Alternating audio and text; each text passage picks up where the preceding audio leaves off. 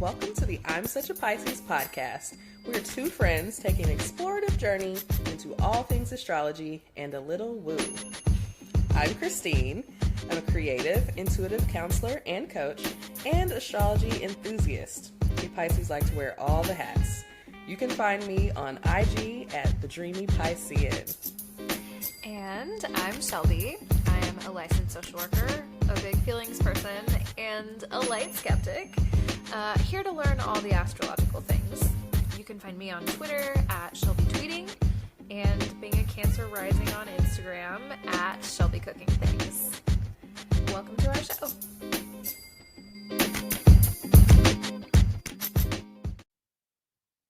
Hey, we're back for another week of the I'm Such a Pisces podcast. My name is Christine. And I'm Shelby. And we have a very special episode for you today. A very special episode, like Very it's a sitcom in the 90s. Except it's not going to be that serious, I hope. Maybe one serious note, but the rest of it will be fun. This week we are getting into our swimsuits. And we have a new bombshell that has entered our villa. Shelby. It's me. Shelby's here. She's entered the villa of Love Island. Finally, I have broken her down. No, I don't think I broke her down. No, I mean, the world has you kind broken of her did. down. The internet has broken me down. I have FOMO. I want to be in on it. I want to talk about Love Island. Talking about? Everyone's talking about it, so we're going to talk about it today. If you haven't seen Love Island, get on it, y'all. Just get started. I mean, you're behind, and you're going to be pretty behind when you hear this episode.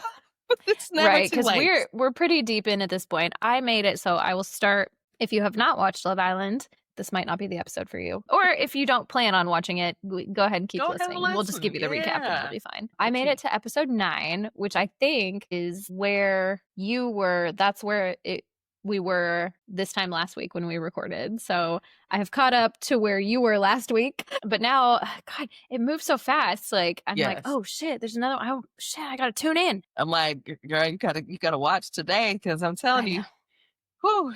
You got to take advantage of them break days if you're behind. By the time this airs, I put this at the bottom of our outline. By the time this episode airs, we'll be on episode 20 of the show, which means we will be in Casa Amor.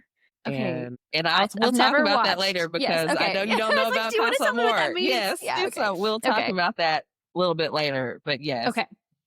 It's like there's so much. I kind of went in a little bit blind. Like I didn't really even know what the concept. I knew what the concept of the show was. A bunch of strangers come in and they're all, coupling up and then separating and then coupling up again. And I knew that the bombshells came in, but I didn't know what the goal was. I also didn't know that there was money involved, which, okay, we don't have to get into it. We'll get through our relatable content first, and then I'll give you my thoughts about the show as a concept. Me and my anthropological research that I've been doing by watching the show. Exactly. I'm just over here with my glasses and my notebook going, tell me more about that. It is fascinating. It also makes me a little worried for the state of the world. Absolutely. All of the things.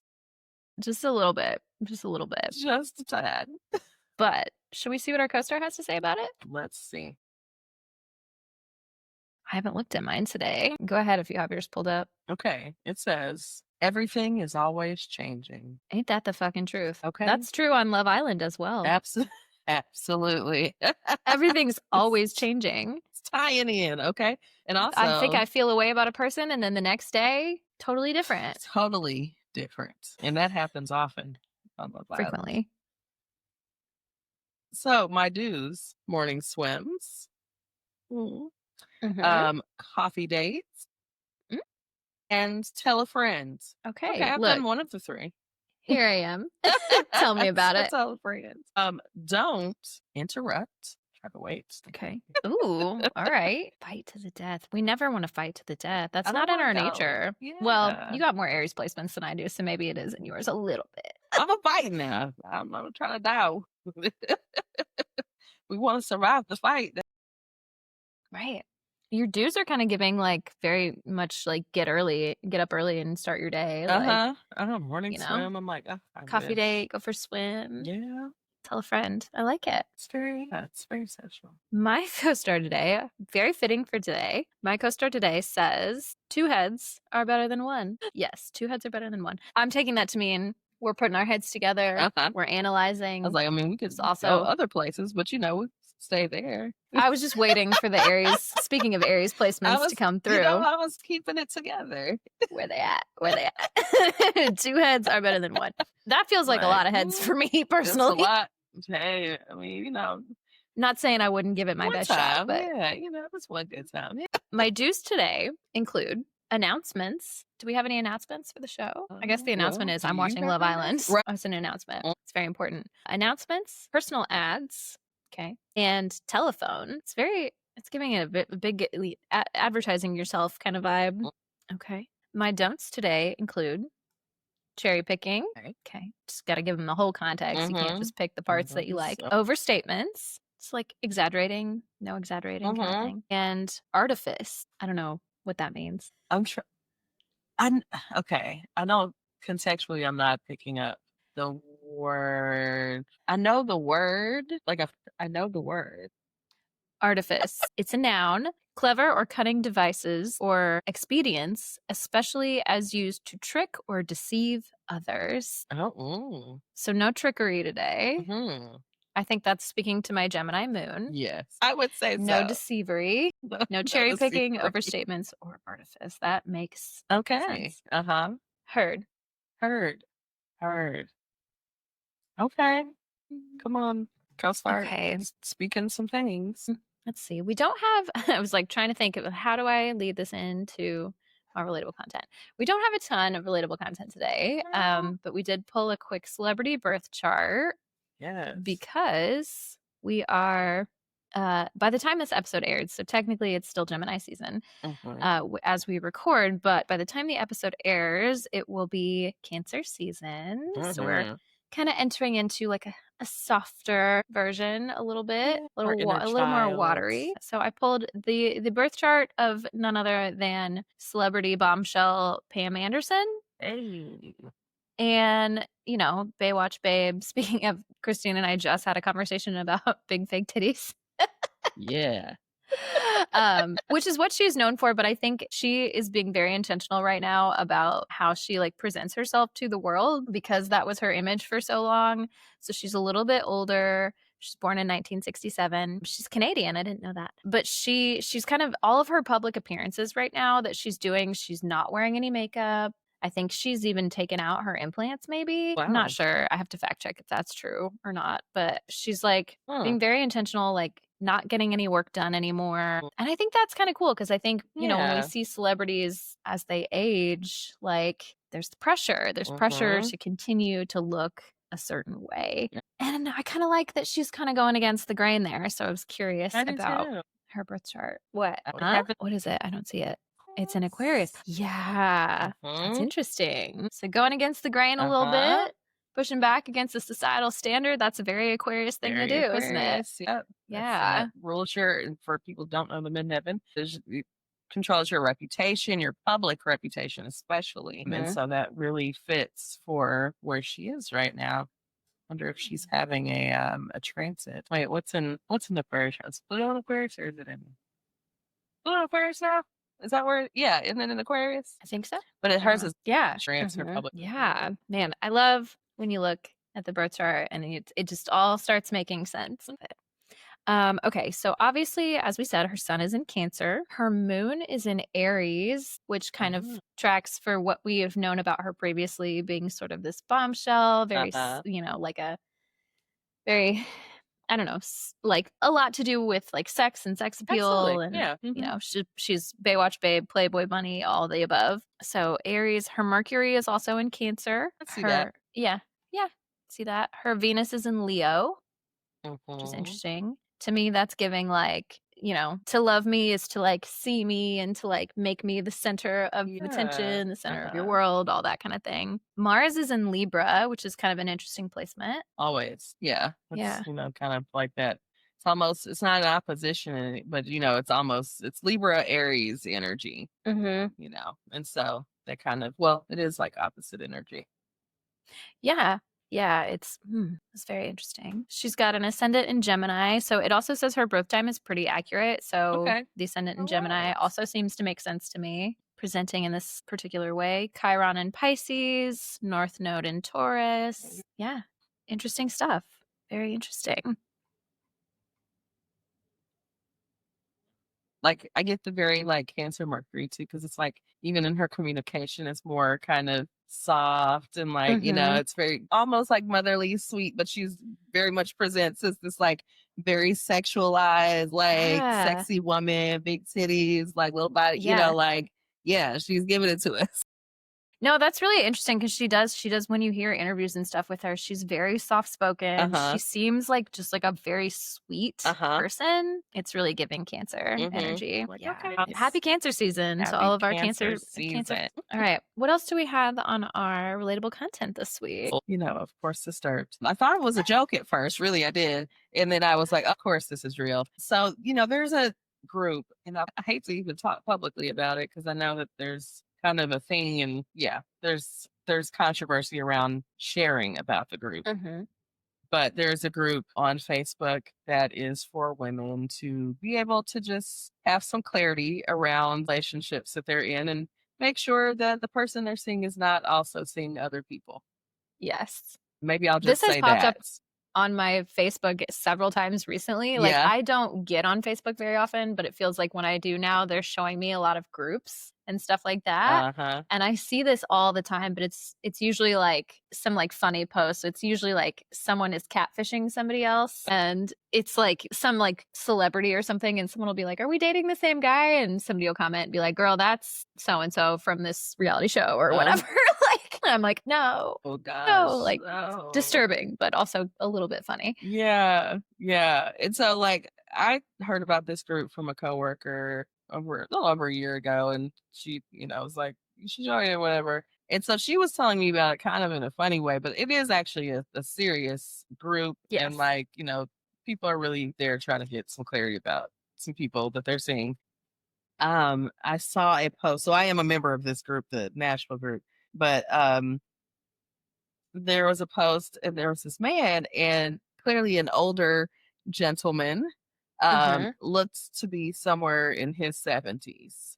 And he was posted, and I, you know, at first, you know, I mean, it was like a man out with the grill. And so I was like, wait, whose dad is this? Like, I'm trying to figure, is this a Father's Day post? Because, you know, Father's Day just happened. So like, is this somebody's daddy? What's happening here? You know? It takes you a minute to acclimate.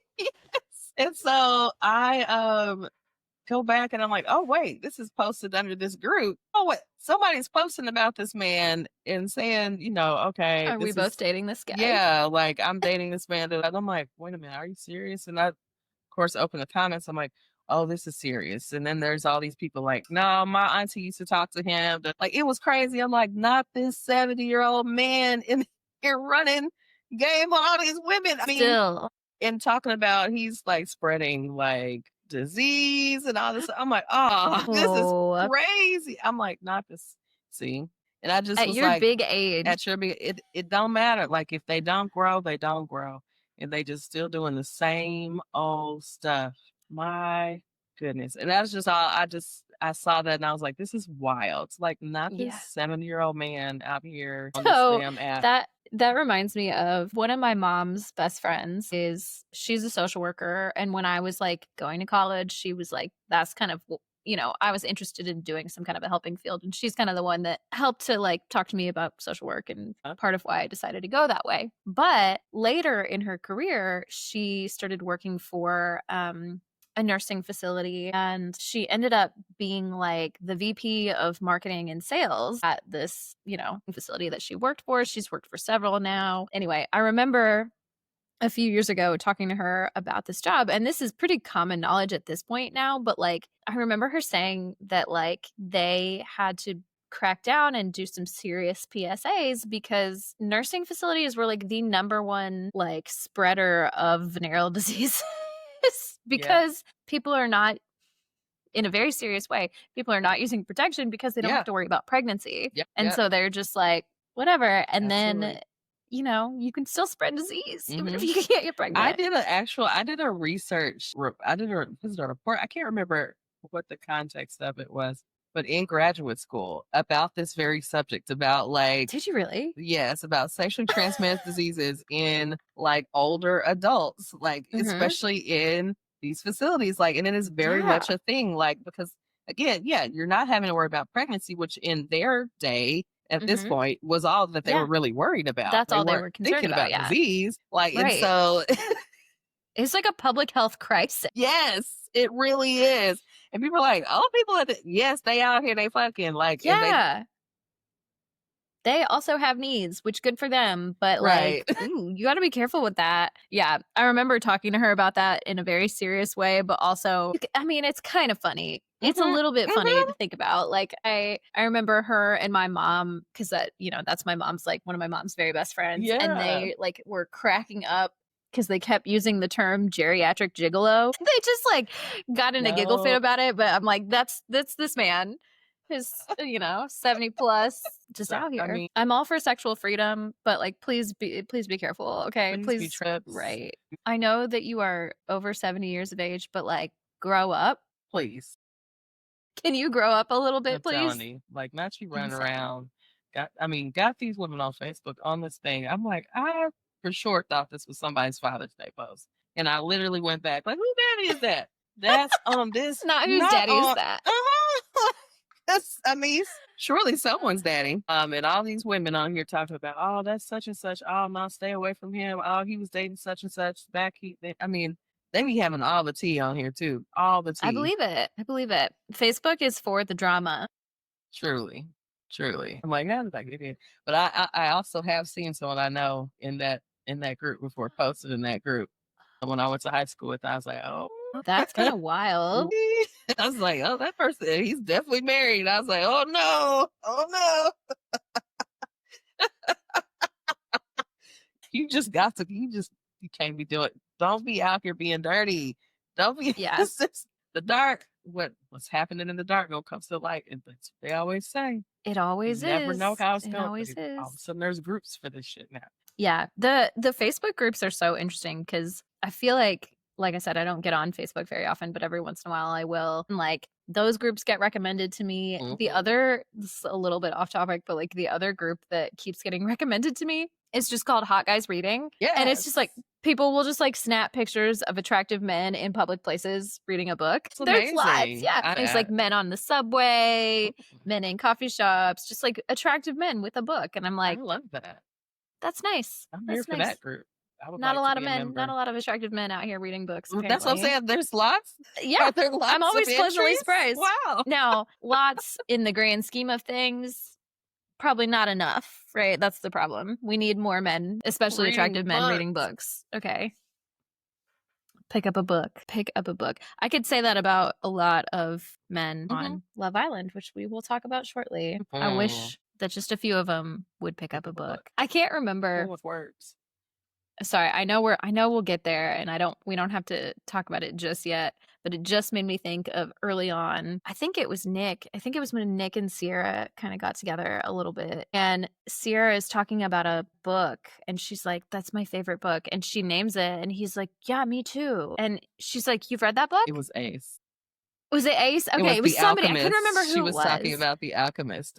Yes, and he was like, "I love that book." I'm like, very clearly has not read it. Yeah, I'm like, clearly this man has not read this book. Like he offers nothing as far as I was like, hold on, I'm not gonna let you do Nick like that. It was definitely Ace. No, you're right. You're right. I'm thinking about Nick because she's with Nick because now. She's with Nick. You're right. I was like, hold on, no, that was Ace because Ace clearly I clocked that and I was like, that man has never read The Alchemist, and clearly watching the rest of the show has never read The Alchemist. No, not a chance. You might have heard of it, and so you said yeah. But you have not read it. And she's too smart. Said that in a song one time. The Alchemist. Yeah, I know that book. She's like, he's thinking of like The Alchemist, the producer, The Alchemist. He's like, I know him. Yeah. Like, no. Anyway, we'll get to hilarious. Yes, I remember that very clearly. Like, like he is. I'm glad I'm not the only one that clocked that. Like, what now? You read that? Are you sure? It's like, where's the conversation? There's where we could have learned something about you again. Where is the connection of conversation? You read The Alchemist? Yeah, There's nothing else. You just I read that. You didn't have anything to say about it? You didn't have No? anything to Okay. say? Okay, so do we want to dive into the meats or should we take a break? Let's take a real quick break. Okay. And then we'll come back with more of the Love Island mess.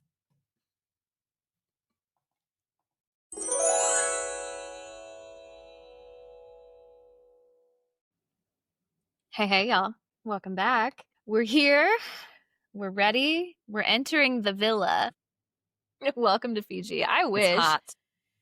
I don't particularly want to be on Love Island, and Christine and I already talked about it. I think we're too old. I think we're way too old. Yeah, like you just need to not be. You need to be still in the space that you're living in your delusions. Mm-hmm. You know, wisdom hasn't kicked in. You don't have enough experience to have wisdom yet. That's right. That you're creating the experiences right now. Your frontal lobe hasn't developed enough for you to foresee the consequences of your present actions. Yes. As in, like, what you do on this show will be aired on TV. People are going to see this shit. Everybody have thoughts. Shit. You might get some death threats. Yeah. Which is crazy to me that people do that, but people are wild. People are truly wild. And people are unwell, so... And people are unwell, like, on both ends of it. People watching the show and people on the show. Yes.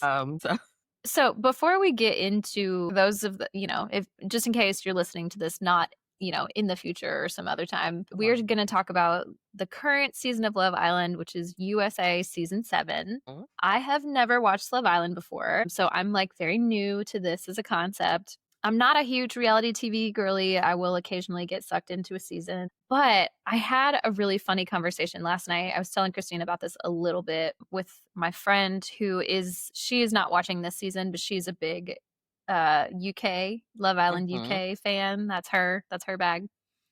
And we were talking about it, of course, in this very like we're watching the show like a research project. Like they're all little rats in a cage, right? She made a point to me that really I felt like I needed to talk about before we dove in. Yes. She was like, the producers on the show are using a lot of techniques that are very similar to what cults do.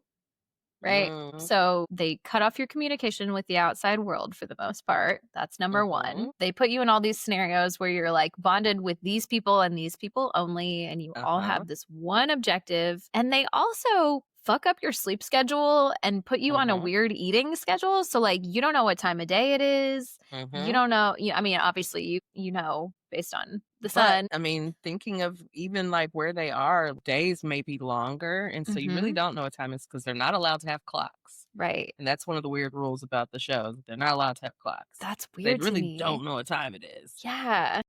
Like that's a weird, like things you don't think about, but like that's, like and disorienting. I noticed something happening as I was watching. So again, I'm only up to episode 9, and I think it's like they're on, I think 15 now. So I'm a little behind. But something I notice is that anybody that comes in, so it happened with several of the, original Islanders, and then it would happen with the bombshells as well. It's like day 3, you cry. Somebody cries, especially the women. The men are not crying in the same way because that's not, whatever. It's very, they're all very macho or whatever. But like you kind of have a crash out on day 3. And I think that that's kind of when the reality sets in of, I don't know how long I'm going to be here. I either have to get along with these people or just like be miserable. It's like your human instincts like really start kicking in. It's very survival, like, I'm in this isolated kind of space. Like I can't just, I mean, I can leave, but like, I can't just leave. I can't just go home easily. Like I'm in Fiji. So like, I still got to get back. If I make the decision to go home, then I am like firmly deciding I'm done being on this show. Like, I think you can do that. They're not holding you hostage. Right. They're not holding anyone there. There's a consequence, right, to leaving. So I was like, you know what? That's a very good point. That this is like cult-like activity. You know what I mean? This to have to put you in the space. And there are definitely other shows that kind of operate in the same way in that reality space because obviously contact with the outside would compromise the show itself. It's so you have to manage that, which is a very disorienting experience altogether to not be able. I think there are certain days that they're able to have contact with outside, but they're not allowed to talk about, there are like rules, like you're not allowed to talk about the They're show, probably you're being not allowed to talk monitored about it. very Yeah. heavily. Yeah. But like they get certain times, like Saturdays are like their off days with like filming and stuff. Like they don't, they can be in the pool, they can, do things like that. Like a lot of people, like when they watch the show, they're like, they have this amazing house and this big pool, but you never see them in the pool. You never see them in the pool. Because they have to have mics on. And like, if people are in the pool, there have to be a certain amount of people mic'd around. Like there's all this kind of stuff that's logistical. Like, and so most of the time you just don't see them swimming or whatever, but they use it, but like not during filming times or whatever, because it just makes it harder. And so it's interesting in that way. Like there's just little things, to make you understand, like this really is they're not just like hanging out in a house of, like it's very much a structured, managed experience that they're having. There are producers that are around, like, well, there are things. And you probably could speak to this more than I could, because this is my first time watching it, but I noticed there's like little things. So like, they all have, there's workout equipment, and there's like the breakfast thing, like, oh, you're bringing so-and-so breakfast while they're getting ready. I'm like, are the producers being like, you should bring her breakfast? Like, or is that just happening? So I love this little Q&A. Yes. Yeah. Like, tell me more. New to Love Island Q&A. Yes. Yeah. So, okay. The breakfast thing is something that I'm trying to remember how many seasons I've seen it happen. I know I've seen it happen a lot on season 6. It's not something that the men are being pushed to do. In some seasons, you see everybody down there cooking together and making breakfast, whatever. But I know I saw it become a thing in seasons where the boys were all bringing breakfast up to the girls, and it became a thing. And so I think once sometimes when people go on these shows, they study previous former seasons. Yes. So as you would, you do your research. Yeah, you do your research, right? And so, okay, this is something you do. So if you only saw one season, you saw last season, okay, so this is what we do. We all make breakfast and bring it up to the girls. So it's not necessarily something they're being pushed to do, but I think it's like something that's becoming a standard. Yeah. The ladies like it. Yes. Well, and it's also like the women have so much more getting ready to do just by virtue of, they're putting on makeup. They're doing a whole thing. And so the men are just standing around like, well, you might as well bring a breakfast. Like, right. You might as well get down there and cook. Yes. So they're funny enough talking about breakfast, and like, there's a very next episode for you, touchstone. A breakfast thing. Okay. Good to know. Also, what I would not give to be cooking on this outdoor kitchen that they have. It's so nice. Okay. Right?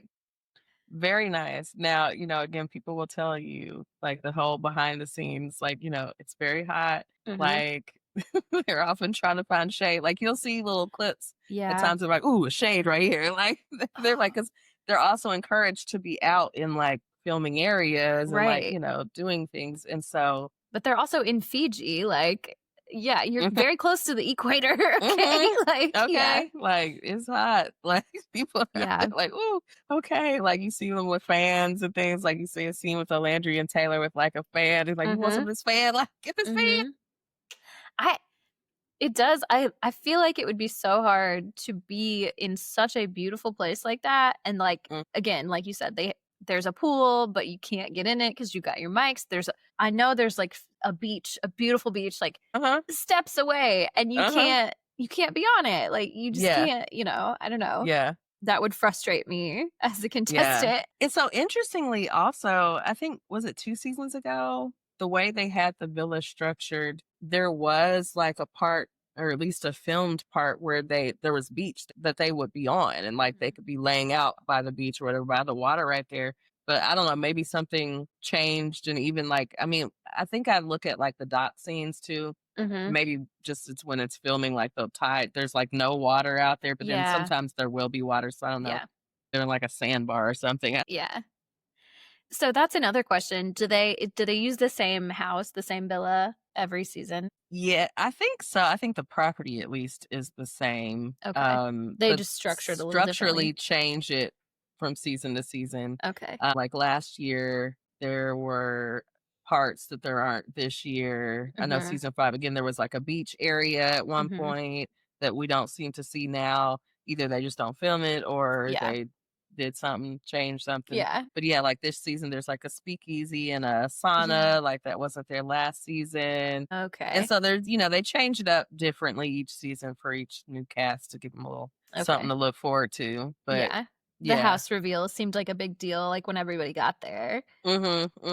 I mean, look at it. Like it's gorgeous. A stunning set to live on, It's so colorful and it's like, it's very visually appealing. I wonder about like the level of comfort. Like it's visually beautiful, stunning. It might be overstimulating, yeah. Yes, but none of those blankets or pillows look soft. Nothing looks comfortable. Nothing looks like, everything looks like very kind of plasticky a little bit. Like, I don't know. I just wonder about what does it actually feel like to be in there? I imagine it feels like a set because it is. Yeah. Yeah. I mean, I hope it's comfortable because I'm like, that's a lot of laying around that they're doing. That's true. It is. Yeah. It's like, ooh, that's a lot. Yeah. But it made me laugh. The last night's episode that I watched, Ace slept in the soul ties. Oh God. And it makes me laugh too because I'm like, okay, is it obviously there's the little neon sign that says that's what this is, but was it meant to be a proper name, or was that just a neon sign and now that's just what they're calling it? That is kind of been a thing, that is the name of the area. Like they go to Soul Ties, they go to all the fields, they go certain areas literally are the name of the sign that's of the area. It's very interesting. Yeah. That is kind of funny and goofy to me. I kind of love it. Yeah.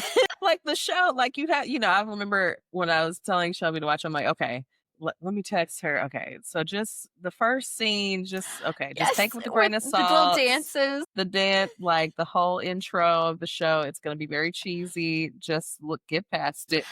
Honestly, you said that, and so I was, maybe it was because I was prepared for it, but it really was, it's this feels like what you would do.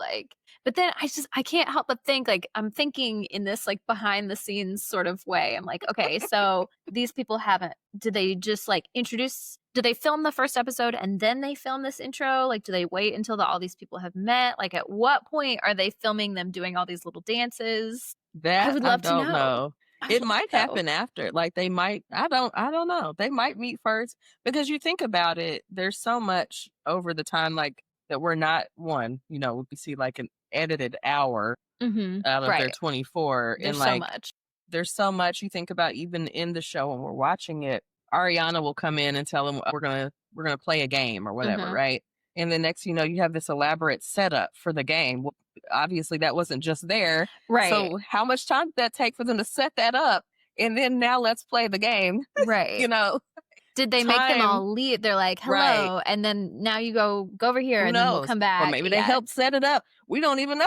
We don't know. Maybe they over there building the set themselves. That'd be so funny if that's the reality show I want to watch, is all the behind the footage that gets edited out. I'm like, okay, tell me about being a cameraman on this show. That's what I want to see. Yeah. Or the first episode of After Sun, actually, and you can tell at some point in that week's episode, there was a lot of rain because there's scenes in the show that everything was really wet. They said that there was flooding in the After Sun studio, which is on another part of the property. Yeah. And so they had to film After Sun in the villa. Yeah. So then people had to go away so they could film in the villa. Yeah, so I skipped that episode, but it started playing, and so I could see that clearly they were in the villa. Yeah, that's funny. Yeah. And then the last After Sun, Janae and Serena from season 6 actually came on. And so at one point they snuck in the villa and were like filming in like the speakeasy and the sauna and like the photo booth and stuff. And apparently, I don't know, they said the Islanders were asleep or something. I don't know if they were asleep, but they were somewhere else. And Janae and Serena was in there just fucking around. That's so funny. Janae was stealing shit like she was gathering. What are you doing in here? I was like, she's such a Sagittarius. Like, when you see season 6, you will love her. She's just chaos. Wild. Okay. Wild. Well, we've already kind of decided after this, I am going to go back and watch season 6 because apparently that is the good season. And I'm happy to be watching the one that everyone else is watching so we can kind of get, some conversation flowing about what's happening now. But it's an interesting season. I've talked to a couple another friend of mine that I talked to, she was the one that was commenting on our TikTok about she was saying like this, it's hard for me to get into this season. I'm like, I could see it. See it. Cause she's like, I don't really vibe with any of these people. She's like, except Shelly. I like Shelly. Which we love Shelly. Everybody seems to really like Shelly. And I agree. Yeah. I also really like Shelly. She seems a little more authentic. There are a few people that I guess I just don't vibe with. But I like the cast. I think what I said to Shelby was I do feel like with every season, the more popular the show gets, we get more inauthenticity because people are very aware of being filmed, of their perception on the outside, the self-editing. And what that means going forward. So there's a lot of thought going into it. And so you lose like your authentic reactions and the way you really would respond to things because people are thinking all the time, like, I shouldn't say that. Let me go apologize. Like, I don't want to be the angry Black woman. I don't want, all of this stuff is going in your head. Yeah. So to that point, I was going to say, it was probably up until because I kind of binged the first few episodes, right? I think I watched like 1 through 5 in one day and then just kind of more progressively watched 6, 7, 8, and I guess 9 because I've seen 9 now too. But the first like 5 episodes felt like everybody was being pretty good. Everyone was being good. They were like, oh, I don't, they would have conversations and they'd be like, okay, I see where you're coming from. Or something would happen and then somebody would come back and be like, I'm sorry I reacted that way. Like, the gloves were not off yet. Everybody was still just kind of like being very polite. And somebody, I almost want to say, it's funny because I think it was Ace. You'll be able to tell me. You'll remember better than I will. But I think he was like, no, I think everybody's still just being nice. And I'm like, interesting. Like, yeah. And, he's doing the most self-editing. But it's funny to hear somebody be like, oh, yeah, I think everybody's still just kind of being nice. It's only a weekend. Ace is here for the show. And for the show and for the show. Like he wants to watch the show and he wants to make the show. Ace is the self-producer. Like he is here to tell a story. And we are just here along for the ride on Ace's show. Yeah.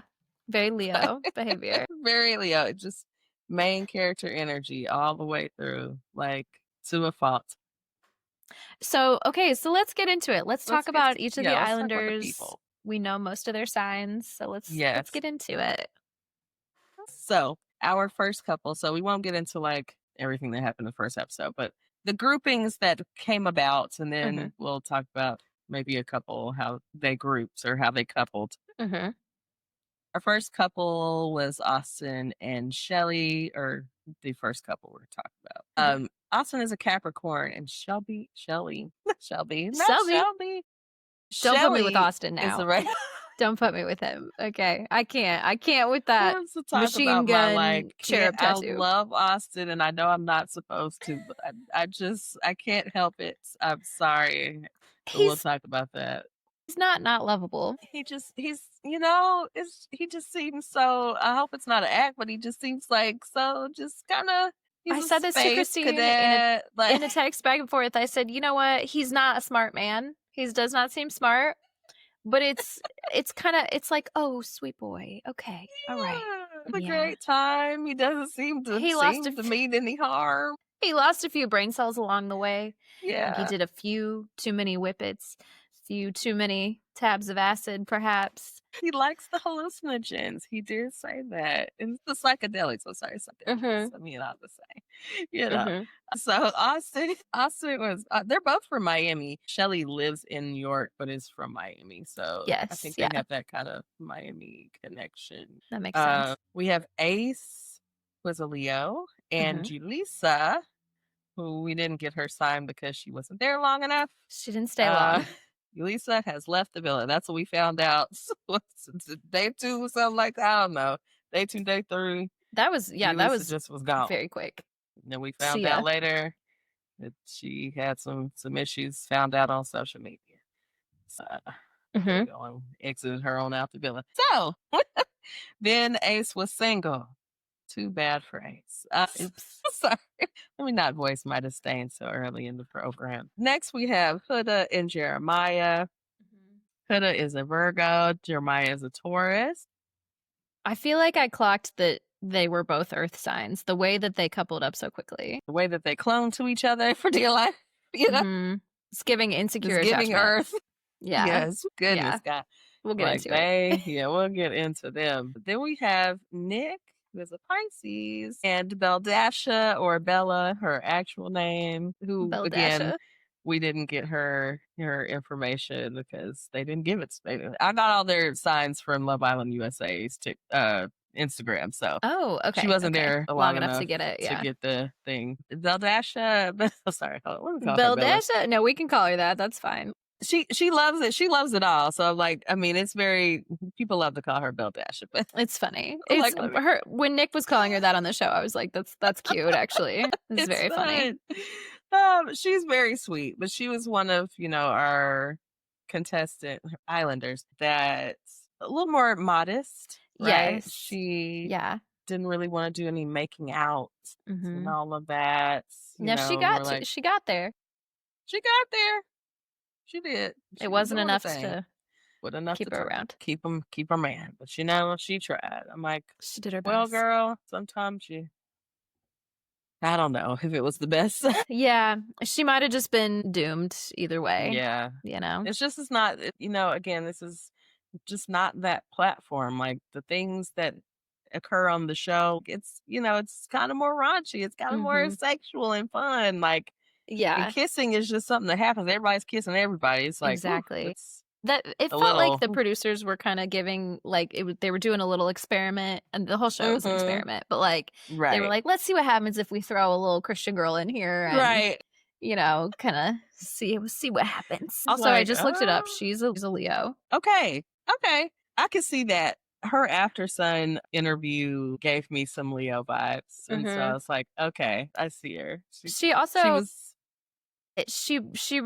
did kind of want to be the center of attention and didn't feel as though she was getting that, and that was part of what was upsetting. And so that I could see it.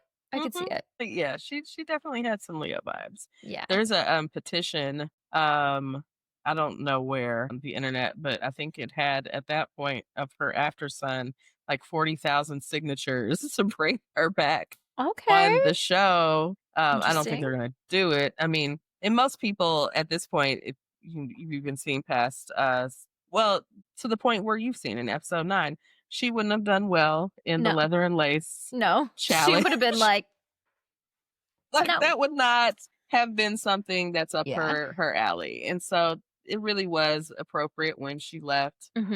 We love her. Sweet girl. But yeah, that's Nick and Beldasha, original couple. Last couple is Taylor, who's a Gemini, and Alandria, who is also a Gemini. That is so fucking funny. Geminis end up together make sense to you? all the time. It's so that cracks me the fuck up. Of course, they're both Geminis. It also gives why they give this like what people say brother sister vibe. The twins. Okay, twin. Like twin. Where have you been? Okay, like that's so interesting. I have my thoughts, but at the end of the day, I say if she likes it, I love it.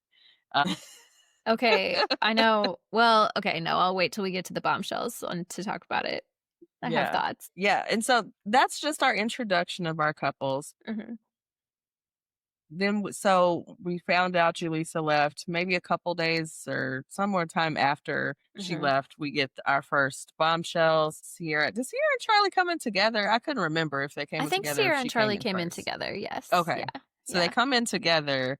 And by that point, we already have, some things happening, happening between the couples. Austin and Shelly, like, what were your initial thoughts when you saw that coupling, or because she kissed Austin first in the first episode? I believe she did. I was surprised. I was like,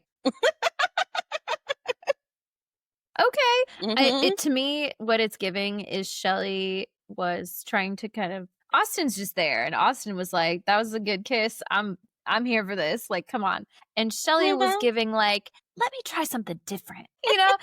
Let me see about this. Yeah. And she keeps being like, he's so sweet. Like the episode I just watched, she was like, anytime Ace tries to kind of come around and, bring her, like, do a little date thing for her, she's like looking around like, Austin's feelings are going to be hurt, which I don't think is a good enough reason to stay. But it really feels like she's developing some warmth for him. It was a very surprising matchup to me, though, early on. Very surprising. And like, but I almost shipped them, but she just wasn't, she never really gave him enough to like, I'm like, oh, you need to, figure some other things out.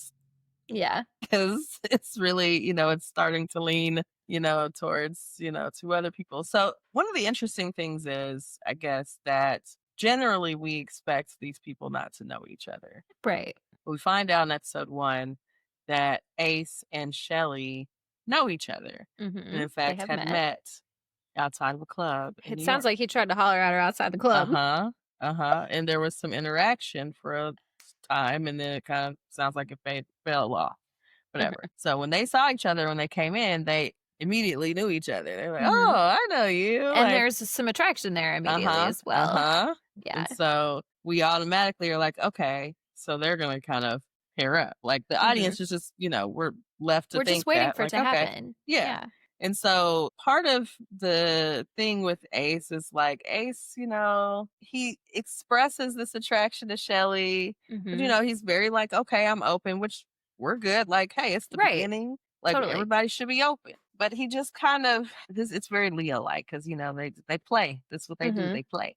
I think he feels like he is going to, what it's giving to me is like, he feels this vibe. And I don't know, part of me, it was like, okay, Shelly is kind of giving off this vibe too. But now the more that we get into it, now she's worried about Austin's feelings, right? So that feels bad. I think it's starting to feel bad to her for that reason. But like, I think in Ace's mind, it's like, oh, we already know we have this vibe. Why don't we just like fuck around, and we know that we'll end up with each other at the end and we'll win this game. Like, we'll power couple this shit in the last like 3 episodes and call it good. But now I feel like she must have like a water moon or something where she's really thinking about everybody's feelings. She's very sweet in that way. Yeah, she is. Yeah. Like, but you're absolutely clocking Ace. Like, that's very much like Ace is like thinking ahead. And he's so long-term thinking. Yeah. And so I'll get into my theory for just a second with Ace and Jeremiah, because Jeremiah's doing it too in a different way. Jeremiah's an in-game person too. And this is why, people, the one real big problem people have with Jeremiah is that, they say he loved Bomb Huda in the beginning, but I think part of that was connected to, well, I think that's twofold. But part of it is, yes, like Jeremiah comes in, I want to win, right? He's a Taurus. Like, I'm thinking about the bag. Because as you mentioned in the beginning, there is a bag attached to this. Yes. Which I think is the minor bag, honestly, because if you looked at the success of last season's winners and even just the finalists, like not even just the winners, everybody has gotten a huge bag. Like, that's been huge for them in their careers. Deals, advertisements. All over the place. Other reality shows. Yes. A whole spin-off show of just their little group. Like, and that's not been done. Yeah. And so huge success. So like, you're really thinking like, hey, I can really make a name for myself. I can parlay this into some success. Because really, especially if you're a Taurus. Right. In the grand scheme of things, $100,000 is between 2 people. Not that's very much money. Yeah, that's hardly anything. Even it's in your not 20s, nothing. it's like it's like, okay, a car, a nice apartment, you know? Exactly. Maybe a down payment on a house. Maybe. A modest one. Depending on depending on the car you bought. You know, the car, it might just be the car. It might just After be the car. taxes, it really might just be the car. Depending on what kind of image you're trying to uphold here. Yeah. Right. Yeah. Mm-hmm. So carry on with your theory. I want to hear. So Ace and Jeremiah come in from the beginning. Like, you kind of notice even early on, like a little tension. A little tension there, and you're trying to figure out like what has happened between these two people. But they're clocking each other. Yeah, it does also seem like there's more energy coming from Ace towards Jeremiah. It does seem that way because he is the one that right away is like talking to the other guys like, you think this is genuine? You think this is genuine? Like, you really think he's trying to stir shit up between them? Now Ace is definitely a pot stirrer too. Again, Ace is trying to self-produce this show. Okay, he's like single-handedly trying to tell everybody's story. He over here coaching, Taylor about his girl, and he's like, let me teach y'all a dance real quick, and this man is wild to me. I think he saw Jeremiah as a threat in the beginning. And maybe they clocked that each other were in it to win it.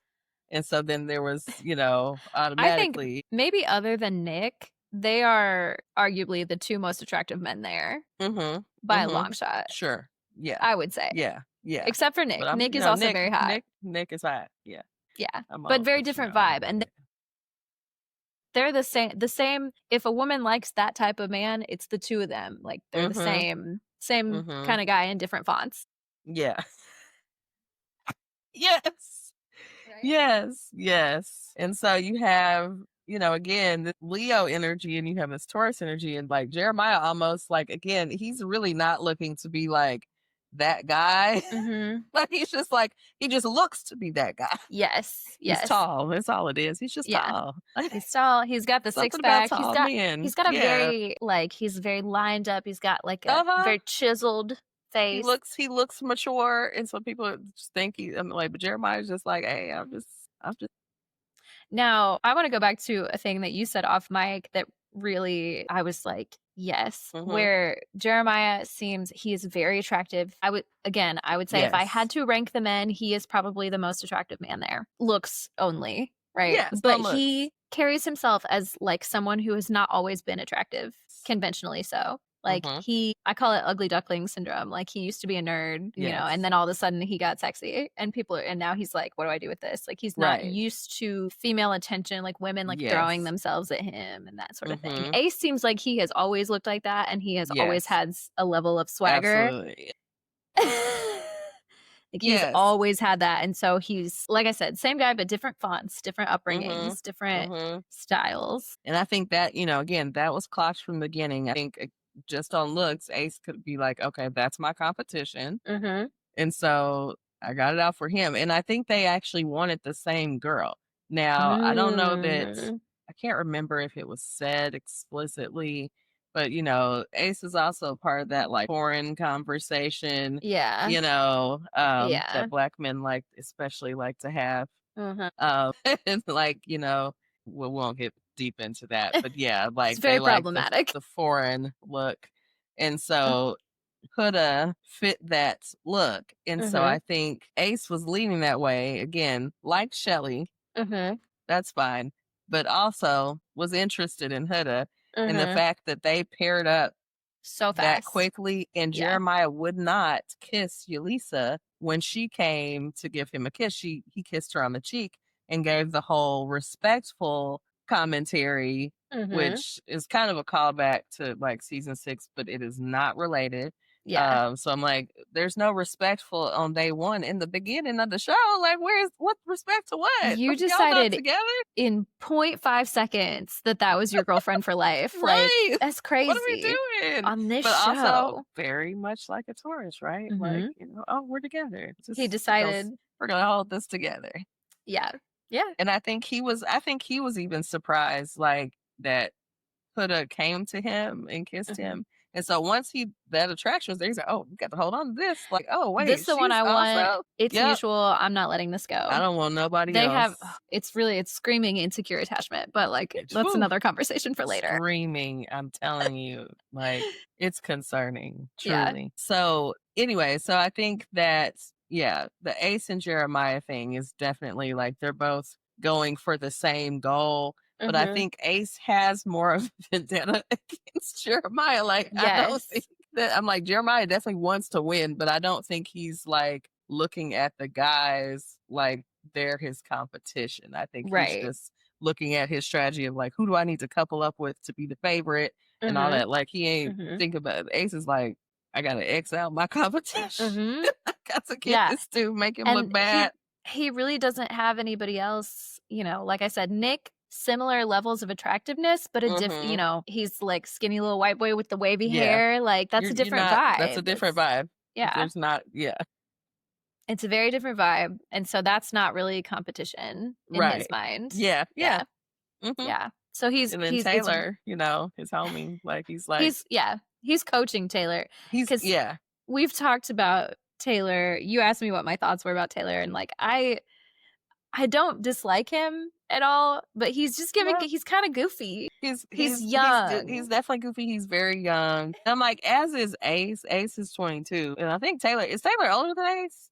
He might actually be older, but he's 24. He presents. He presents younger or less experienced, maybe. Yeah. And, that also falls into Ace's hands. Like, okay, great. Well, he's not competition either. Because he don't know, he don't go to the game. He don't know how to do this. Exactly. He's not. He is giving like a little more authentic than Ace for sure. Yeah, definitely. The country boy thing is like they're playing it up, but like he really is that. I think he really, I think, and I saw a video yesterday of one of his friends that's coming in defense of him because he's getting a little shade on the internet about his lack, just lack of effort really for Olandria. Like, look at this woman beside you, man. This beautiful woman. You're not really making enough effort for her. Like, it needs some more. Put some on it. Like, it's not Now, giving. I will give Ace some credit because I think although he is producing, it's not coming from a genuine place. It's coming from a like TV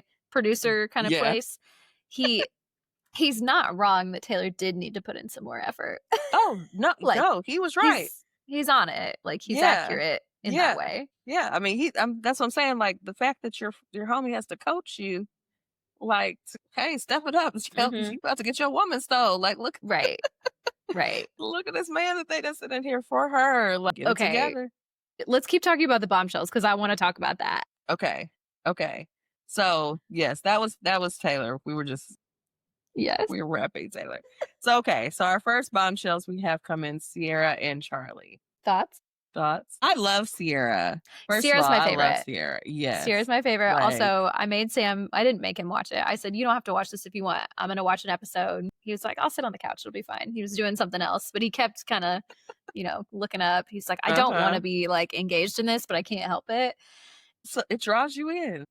Okay. He saw Sierra on the episode we watched was the leather and lace episode. He saw her in her little leather and lace outfit and he said she's the hottest one by far. I said I think I agree. She's cool and she reads as very smart. That is why I like her because she's very pretty but she seems intelligent in an intellectual way. Back to so you didn't read that fucking book.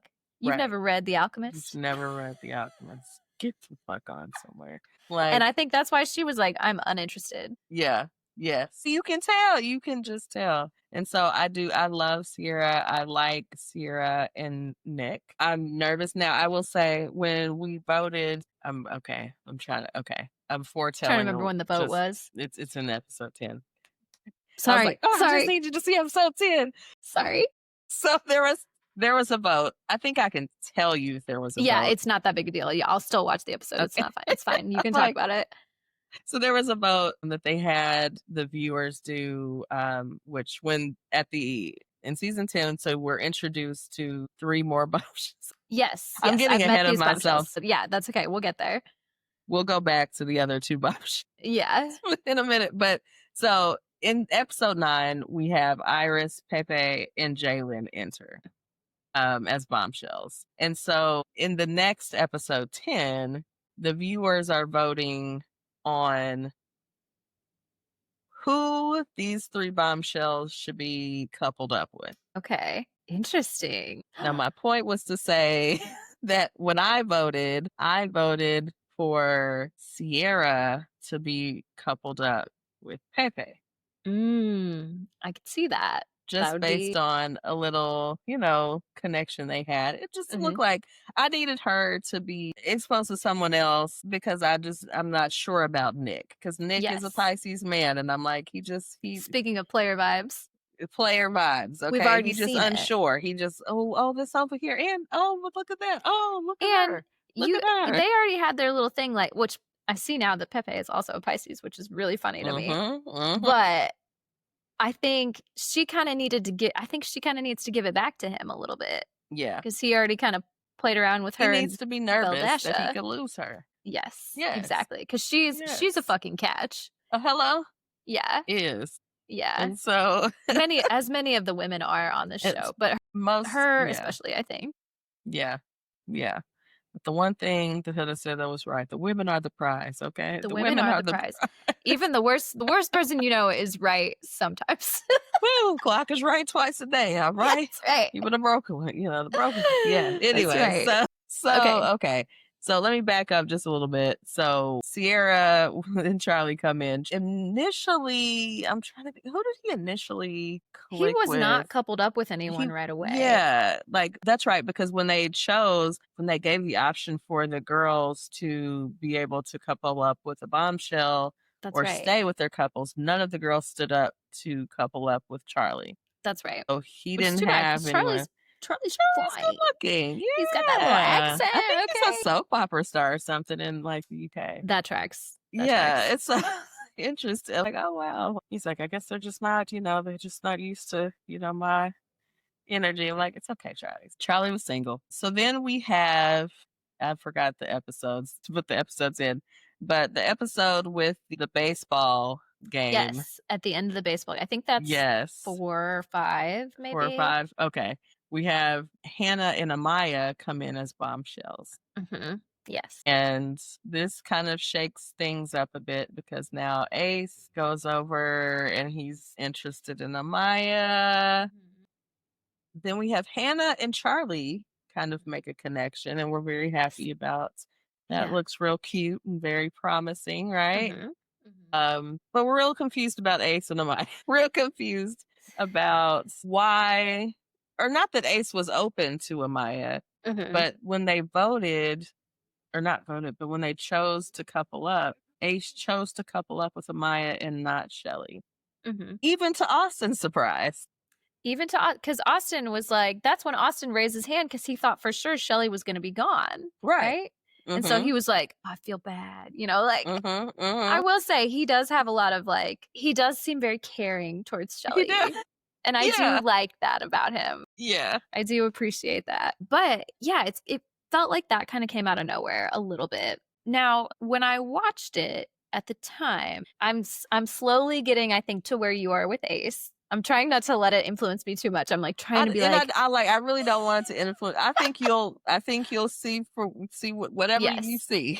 Now I'm still, I told Christine, I think I have a little soft spot for Leo's a little bit. Yes. I think I understand his behavior. I think I understand the way he's thinking. I think he just thought, again, he thinks he can kind of come back to Shelly whenever they're both ready. And that will be that. And so he's he just saw something new and shiny and was like, why not? Impulse decision. Why not? Yeah. Let's do it. I don't think there's as much thought put into it.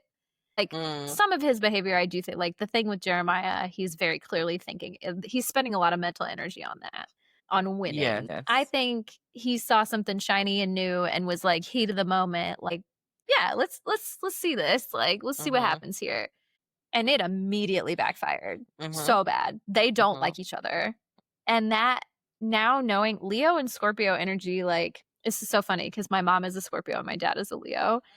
It's so funny to me that they go well together. I'm like, I need to get their charts and read into it. But like on the surface, I would not put those two pairs together. I'm trying to think. It might be a square. I think it is. Yeah, I think. Yeah, because they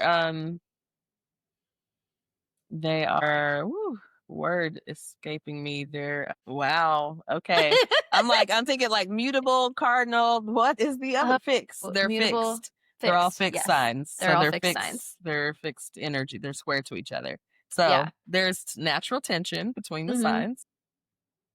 Yeah, that is very clear to me. And like, you know what? It's like sometimes you just don't like somebody. Like they try like a couple of times to have a conversation. Clearly, like they're missing each other. That episode where they're like, they talk to each other and Ace is like, don't call me babe. And she's like, that's just how I talk. Yeah. Like that to me, I also relate because I call everybody like, hey, love, like hey, she didn't mean anything by it. And he's just like trying to set this hard boundary for no reason. Yeah. Like it's just too like stuff like that to me is like, it's just too much. Like, like that you're picking at her at this point. Like you're just kind of wearing her down. Like she can't do anything right. Like she just, what's the girl supposed to do? I said this to Christine also off mic. I don't really care for Amaya. I don't really care for her. Like I said, I think you're gonna change. I think you're gonna soften towards there. I think we'll see. I might, and I understand. Like I understand her energy, but she is kind of giving a little bit of a try hard energy to me, and I don't like that shit. I mean, I just think he came at her like I think. So this is what I think about how this went down. I think, again, Ace is trying to tell his own little story. He wants to make this whole big comeback to Shelly. So he's got to throw an obstacle in the way. The thing is, he used Amaya as a pawn in his game. Yes. And did not account for the fact that he's dealing with not only a Scorpio woman, but a Dominican woman. Yeah. She ain't going for it. And she just turned up on him. And then, he has to gather himself, and then so they clash, and he got to be dramatic about now he's sleeping out soul ties and all kind of stuff. Like this woman, whenever they said they were done, she was done with it, and that's my thing. Like she didn't keep chasing after him. She was hurt because she thought that he liked her, and clearly he didn't. Right. And so, she was excited, like, to make a connection. And then, this person automatically is like, don't touch me. Don't call me babe. Don't say this to me. Don't look at me this way.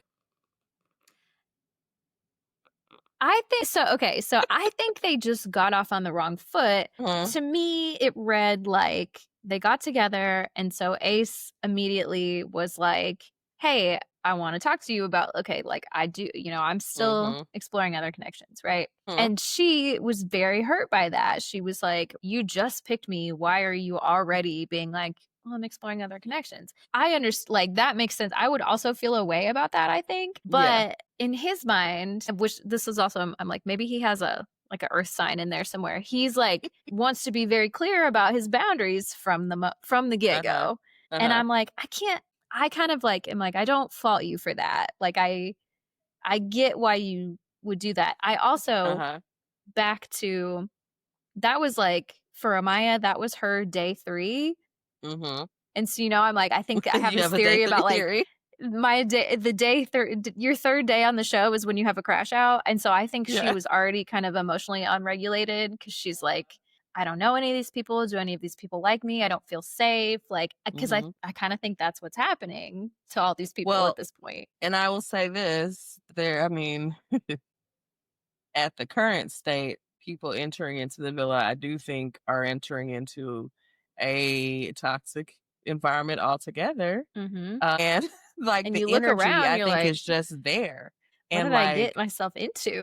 Everyone comes in. I don't remember if Amaya came in. I mean, did they kiss everybody?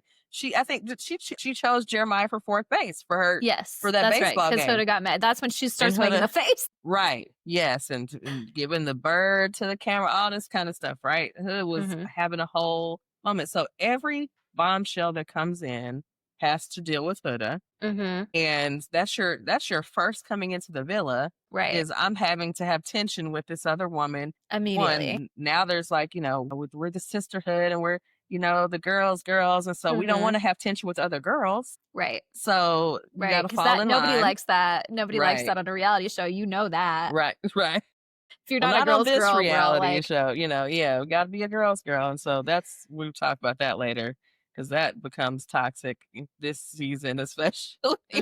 Yeah. But yeah, like, so you're initially, okay, so that person's off limits, and now I got tension with this girl. And so you're feeling away already. And so, it's like, okay, maybe this person likes me, or like, so yeah, I mean, I can tell, like, definitely emotions are all over the place. Yeah. Right? And she's Scorpio, so that, they really came out in a big intensely. way. Yeah. Yes, very intensely. But I think what you will see in the next few episodes probably will, I think you'll feel more like, okay, things calm, I think, more with her, and I think you'll like her more. I also think you'll just see more of Ace, and like, I don't know that'll be like he's a terrible person. I don't think he's terrible. I just think he's more calculated, and he annoys me. Yeah, that's fair. That is very fair. I think Amaya's intensity right off the bat, I was like, oh, this is a lot. Yeah. This is and a lot. That a Scorpio for you? It's a Scorpio for you. Well, and it seemed like a lot to me. If I was on the show, I'm like, who knows? Who fucking knows how I would be in an environment like that? Like, you don't know until you're in it. But like, she just goes in like very strong. She comes off very strong from the beginning. And that makes for good TV. But like, that is not how I would play the game. I think I would go in and just like try to feel out all the dynamics before I started making big moves. And so I think that as like that's not what I would do, makes me kind of go, I don't know about you. I think the other thing you have to remember, because I know you don't know this, but they never know when a vote will come. They never know when an elimination will come. So bombshells have a very brief time to like make an impact and try to get with somebody or make a connection, because you never know. Point. And oftentimes OGs try to keep OGs on the show. Right. Even to their detriment. You're bonded to them already. Yeah. That's true. So you just, as a bombshell, you got to make an impact quick, and you just never know. Like, you could have 2 days, you could have 5 days. Like, you just don't know when Ariana gonna show up. Like, hey, that's a good point. Looking sexy. Somebody's getting axed. Okay, wait, just a side note real fast about Ariana, because last night when we were watching that episode and Sam was like talking about Sierra, he was like, I think she's the prettiest one. Like, that's whatever. And then they pan to Ariana and he goes, well, maybe her. Is she the host? But everybody love Ariana. The dark with hair that dark hair. Yeah, I was like, oh, that's a look for you. That's a look for you, babe. It was a look. Like, girl, they talked about it on After Sun with her. She's like, yeah, we just like decided to do it. Like, I'm like, girl, that thing, it's giving Donnie mommy. Yeah. I was like, girl, you better go ahead. You can do that. Big fan of that. Everybody like fans over Ariana. Like, that's what I also love. It's just kind of, it's funny to watch it because you don't see it as much, I guess, on the other seasons before she came on. Yeah. But like, because they recognize her from reality. Right. Then they are like fangirling over like, her. Oh my God. And she's just, I mean, she's stunning. Like, it's her body, again, body is tea. Yes. So you like, oh my God. Like, you just having a moment, which one of my points was, Austin has a crush on Ariana, and it's so cute. Did you see him get his little butt smacked at the end of that episode? And he was so ready. He was so ready for it. He was like, I've been a bad boy. I've been bad. It was amazing. I'm like, well, you better have a crush on Ariana. He'd be so excited when she comes with the right. I know. I think that's very cute. Yes. And so, okay. I'm like, where are we? We talked about Hannah and Amaya. Yes. Hannah, so she couples up with Charlie. They seem kind of cute or whatever. Neither one of them is screaming very like dramatic or giving me anything really to talk about right now. No. I don't know if you heard, I can't remember what episode it was in. Now, Hannah did say something early on about like chaos or something, being used to chaos or thriving chaos or something like that. I did hear her say that. She said, I thrive in chaos. Yeah. Okay. So you caught it. So like that'll come to you in the next few episodes. You're like, okay. So that's all right. That made sense. Because that was my callback when I started seeing Hannah kind of like, she said she thrives in chaos. She like it Clocking when it. things are Clocking not it. stable. Okay. All right. So, yeah, but I really liked Hannah and Charlie together. Yeah. They're real cute. I always felt like yeah, they were Charlie, really the only couple. as soon as they coupled up, Charlie was like, "I'm so excited. I've been sleeping in this bed alone the whole time I've been here." Like, I was like, "Oh, Charlie, like you're too sexy to feel like this. Such Like, a you really are very cancer. attractive. You shouldn't have to feel this way." Yes. So yeah, I was happy to see them paired together. So yeah, so we have all of our bombshells here. There's quite a few people in the house at this did point. I guess we didn't talk much about the bombshells that come in at the end of episode 9 after Leather and Lace. Yeah. Yeah. So, okay. That's right. At the end of, that's right. I was like, we talked about them, but briefly. Yeah. So at the end of episode 9, we have the Leather and Lace party, the game where, everyone is strapped up on these X's and these bondage. I finally got what you meant about, you were like, last week you said something about Huda and you were like, what she was doing all on Jeremiah at the end of last night's episode. And it was like her and the Leather and Lace as a thing. mom. Yeah. Uh-huh. I'm like, ooh. Yeah. All right. I was like, again, I text Shelby and I said, I was talking about this whole loss of authenticity as a whole, but like everyone's aware that they're on television, except for the one person, and I'm like, she too crazy to know. She's just crazy enough to not filter herself. Not filter herself at all. And so, I'm like, girl, and you're the one person on the show that should. And I don't want to shame be some kind in that way. Model. Right. It's like you have a child at home, a daughter at that. Yeah. And I'm like, girl, you over here, publicly, simulating oral sex.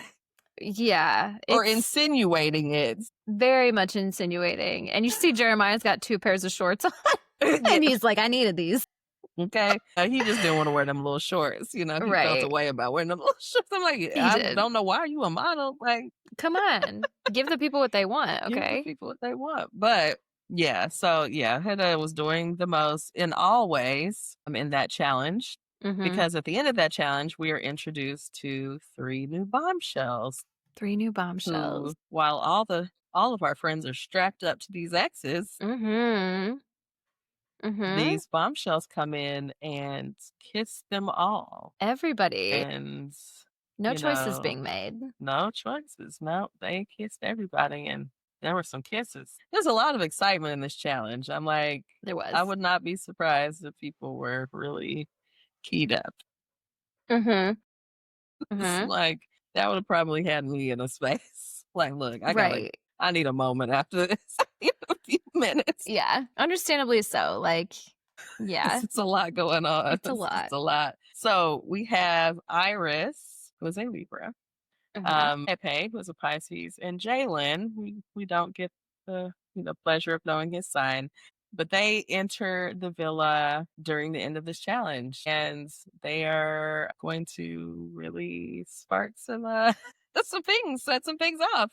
Some things. Now, Iris did kiss Jeremiah, and we do see that back bend. The back bend, there's lots of memes. I can't wait till you see all the memes about the back bend and all the things. But here's, I guess, one of the things about the bombshells for me, and I think we talked about this off mic, but unfortunately for all the female bombshells that enter the villa, they are met with, or maybe I just said this a few minutes ago, they're met with Huda. Yes. Because, when that's bombshells a hard environment come in, to walk into. Yeah. Yeah. Like, the thing is, the bombshell is there, one, to shake things up and to explore with whoever they are interested in. Yeah. And, it's supposed to be an environment where you can do that, but each person that has come in has had to have this like standoff with Huda. Unbeknownst to them, she's calling them bitches. Right. That. Yeah, she said it right to that girl's face last night.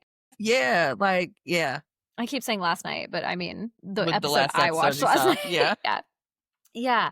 It is very toxic because it's like it's giving girl, but then it's like except for the new people that come in and right. Yeah. But then as soon as they get out of her way, then okay, now you're part of the sisterhood. I actually, you know what? I really like you. I really don't want to have beef with you. Like it's giving, and then she tells them she's a mommy.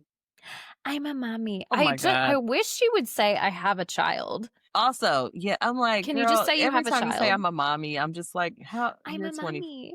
I guess I laughed so hard. So yesterday I watched the episode where she tells Nick that yes. And she's like, I'm a mommy. And Nick goes, Mommy? Mamacita. He cracked me up with that. I was like, he's like, Mommy? What is happening? He said, of what, a dog?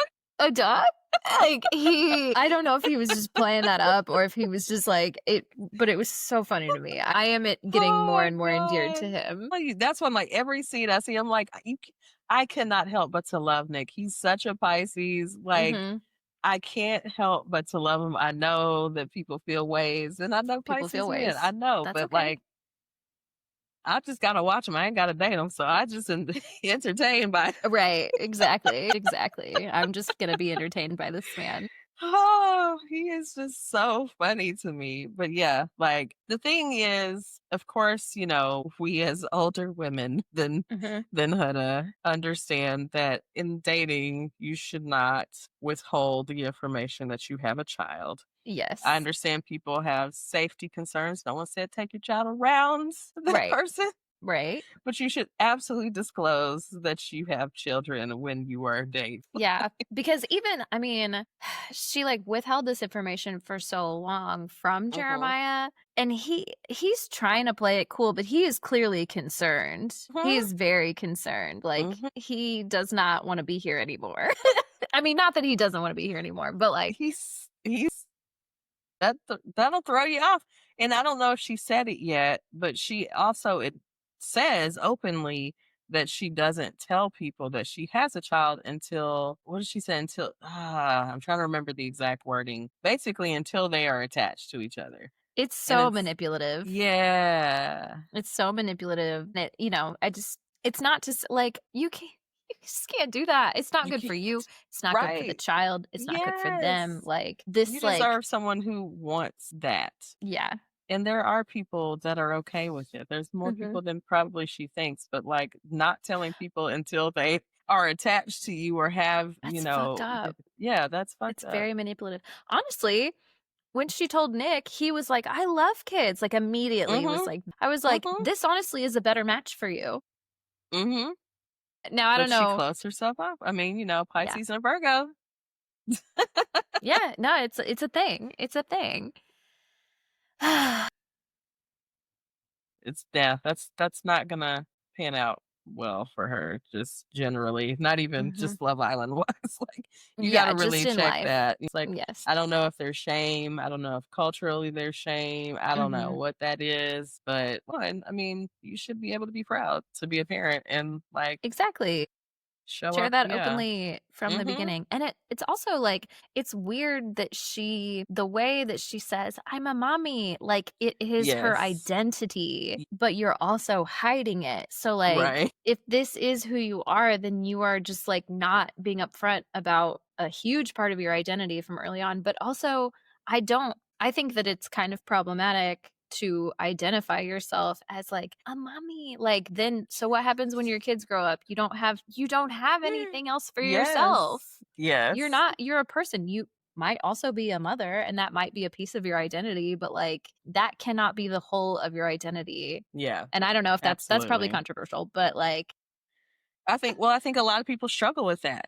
I mean, even if they agree or disagree, I think I've watched plenty of people on the other side of their kids now being grown and, you know, everyone's out the house and they're just like, oh, what do I do with myself? Or how do I, you know, like, how do I reconnect with things that I love and enjoy? Because my whole life has been about these children. Kids. Yeah.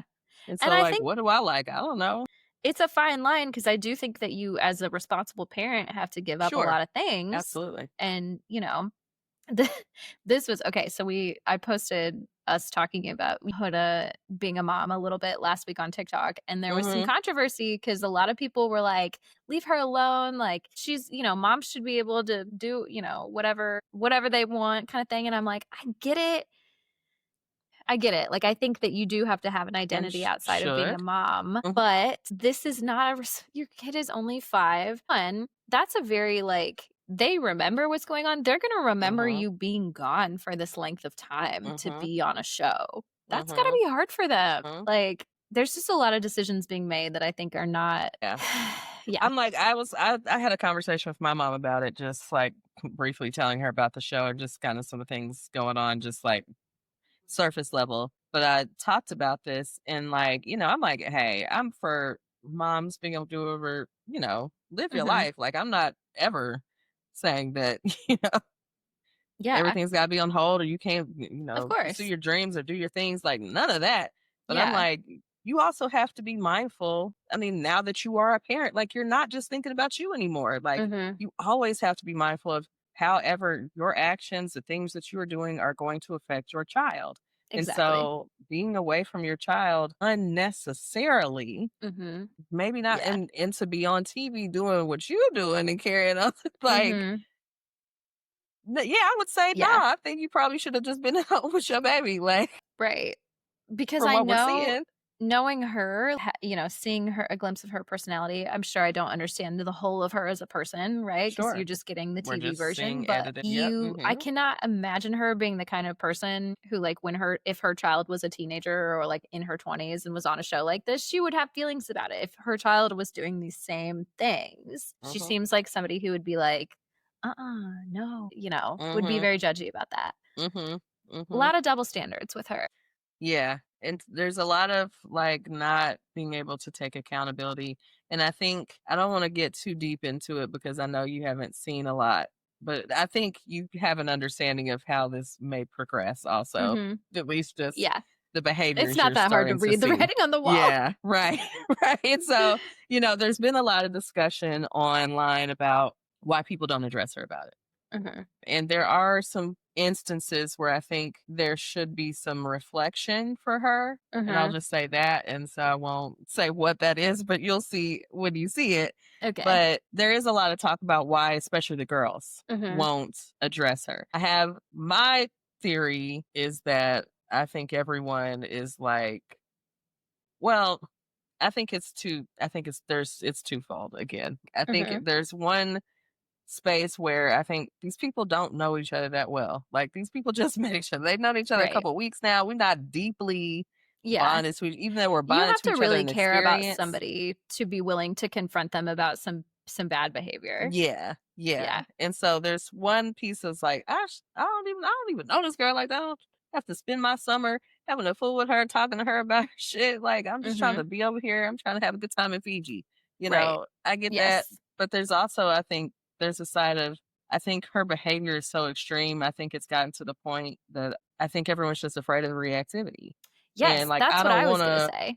I don't want to be blown up on. Like, we don't know what she'll do. It looks very unpredictable. Again, you'll see even more unpredictability. Not only that, even if she's not blowing up on you, if she's upset, she's bringing the energy of the entire villa down.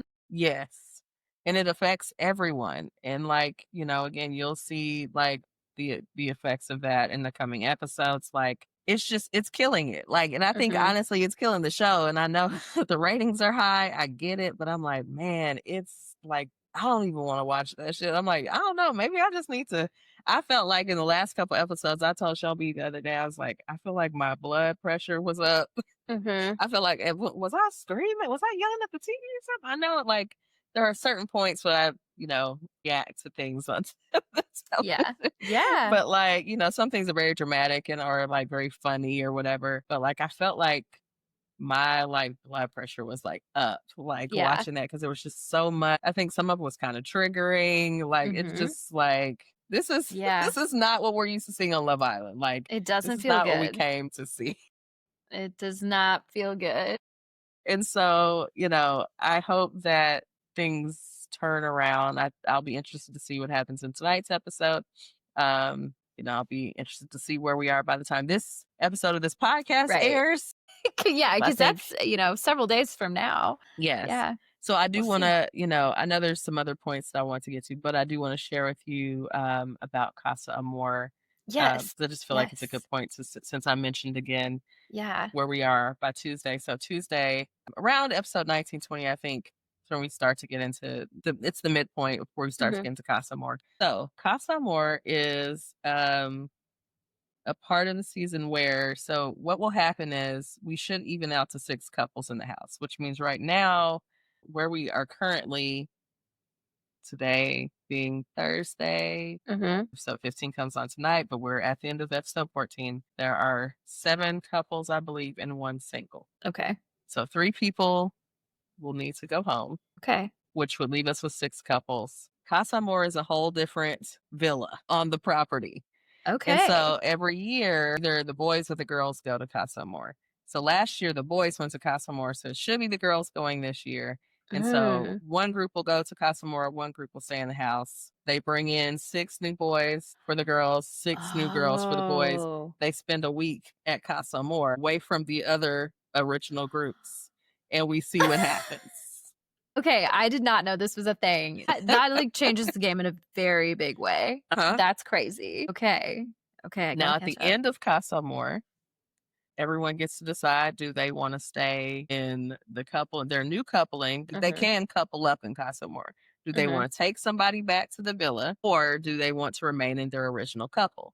And then that gets revealed to each other at the end of that final episode of Casa Amor. So that gets real interesting because people, you never know, is your person going to bring somebody back?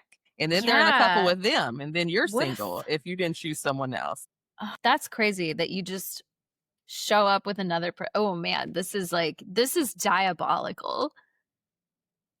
Insane. Who came up with this? That's why I'm like, this shit is crazy. Like, this is wild. This is entertainment, okay? Yeah.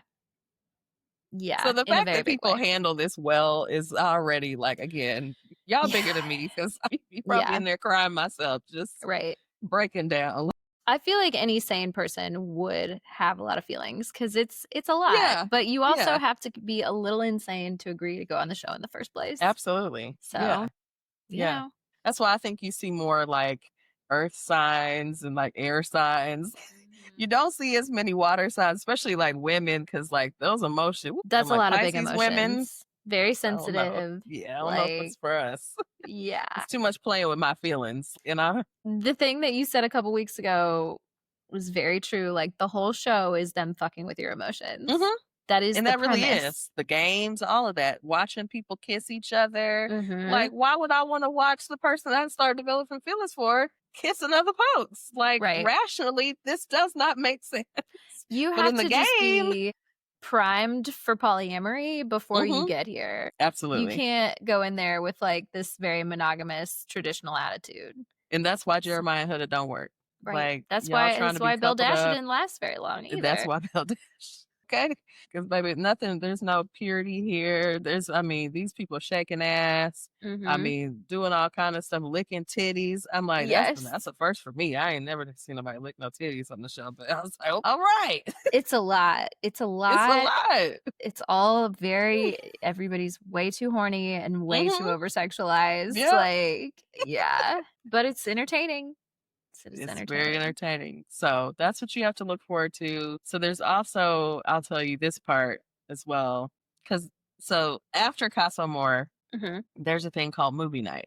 And on movie night, they can play any kind of content that's been captured over the show to the cast, or to the show, to the Islanders. And so sometimes it's things from Casa Amor if there were things that happened that were scandalous. Sometimes it may be things that people have said, that other people don't know that they've said, like just all kind of stuff that the audience may have seen. Diabolical. And then see them react to it, This is crazy. So, the thing is, like, it's funny because regardless of this, the boys always go to Casa Amor or whatever, stay in the villa, and they always cut up. And it always gets exposed. Right. It never stops. It's going to happen.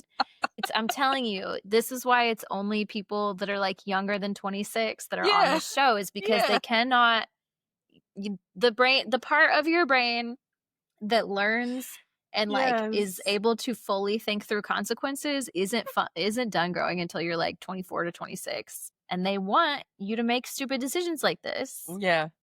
So I mean, they're gonna have to bring in some people though, because my theory is also, I feel like everyone's starting to kind of couple up real early, and they're trying to kind of solidify these things. And I'm like, they're gonna have to bring in some real temptations. Now the men, it's not hard with the men. Like, it's not hard to bring in good looking women in general, I feel like. Yes. But like, it don't take much for them. Women, it's always harder. The men are never quite up to par for the audience. They're like, give us more. For the most part, the men that, if they do find these like very attractive men, they are already models, influencers, actors. They are already in this realm, and so they're putting on a show, and people don't like that either.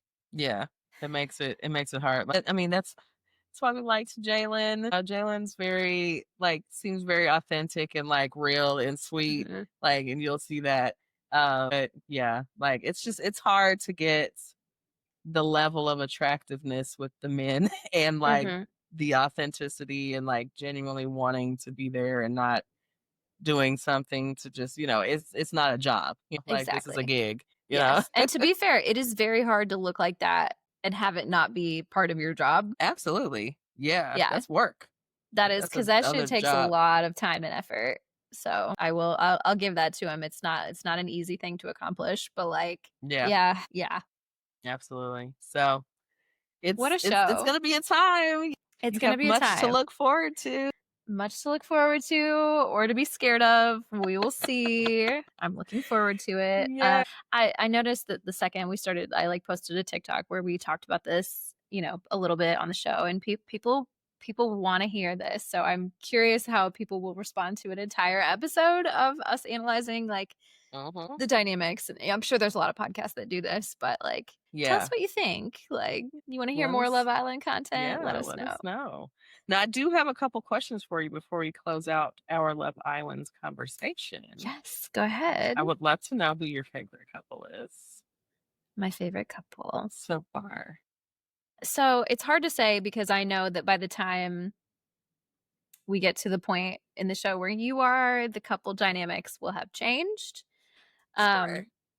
I really like Sierra and Nick.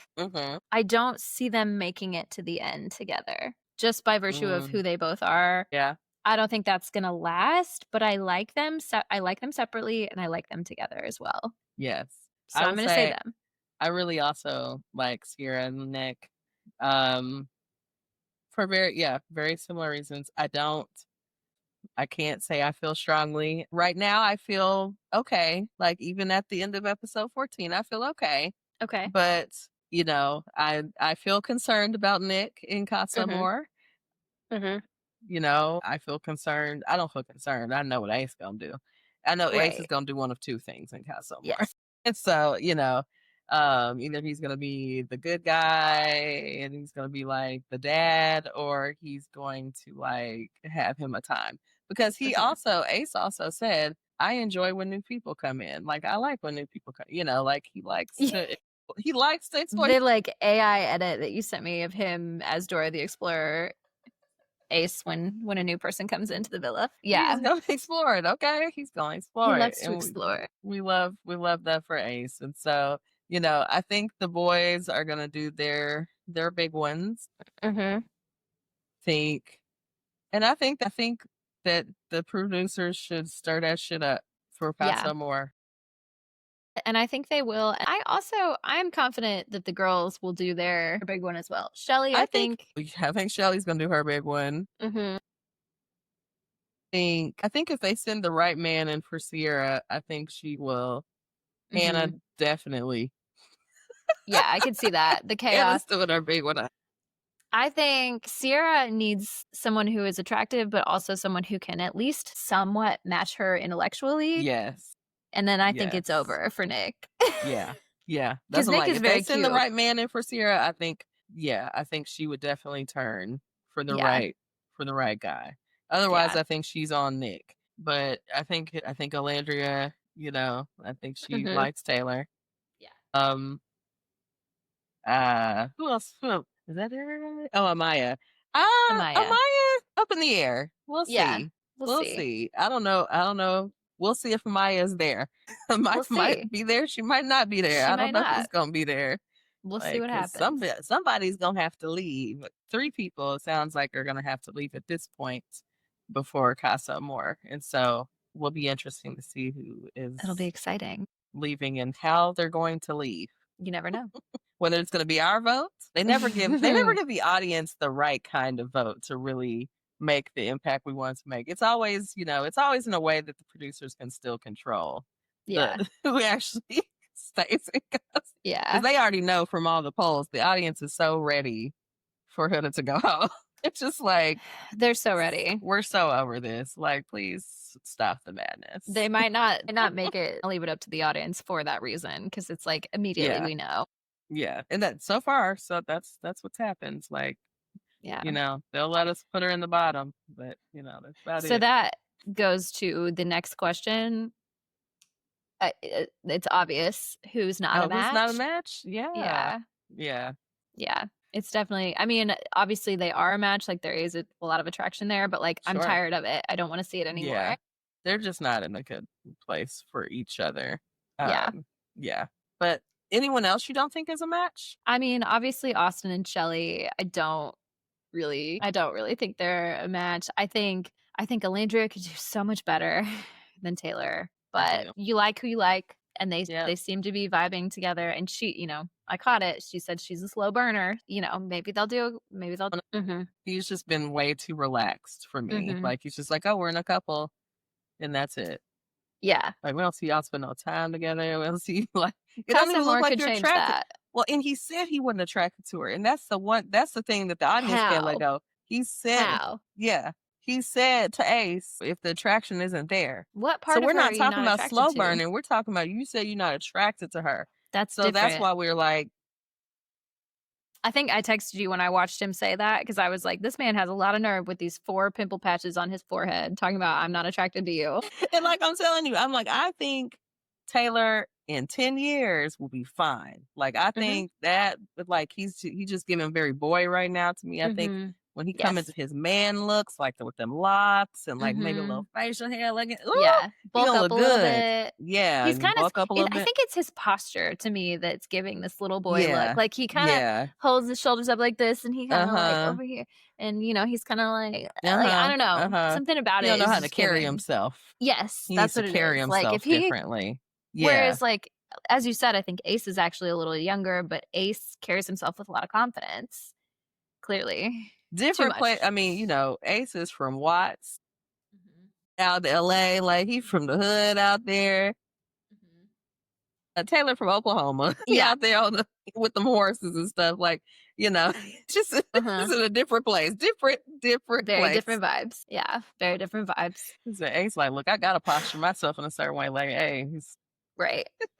Danger out here. Like, yes, it's about to pop off. But I think Taylor, I think he just needs to, if he likes Alandria, I think he really needs to step it up. Now I will say, I put in like any crazy couplings. I think at this point you've seen a couple, 2 or 3 kisses between Nick and Alandria at this point. And Nick keeps saying, like, he's like, I really like kissing Alandria. I'm like, could you see a Nick and Alandria thing going? Honestly, I think I said it earlier. I will say it again. Alandria's body is like to die for. I could, because they're both just really hot.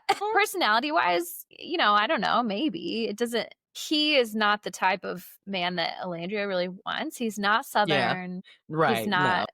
That kind of like charm. He doesn't seem like somebody who likes to get down and dirty. Like, he just doesn't give any of that. But like, if they're both looking to try on something new, I could see it. I could, sometimes it's like not the thing that you expect that actually ends up going very well. Yeah. You know what I mean? That's why I'm like, that would be interesting just to see them like explore that. I mean, they definitely seem to get along, and I love to see just friendships in general form between the Islanders, whether or not they're in a coupling. But I think that's when you kind of see it anyway, like they really seem to have more chemistry, or they seem to like just like have a better flow of conversation. Like, we'll see.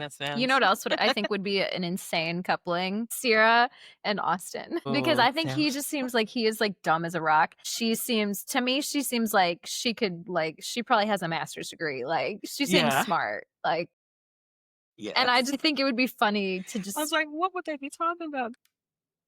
I don't know. Maybe they wouldn't be talking. I just think it'd be like, if we're talking crazy couplings, I think that'd be funny. Yeah, absolutely. They would definitely. The other thing I think would be fun, which I know this is not how the show goes, but like both Sierra and Shelly have talked about being bi.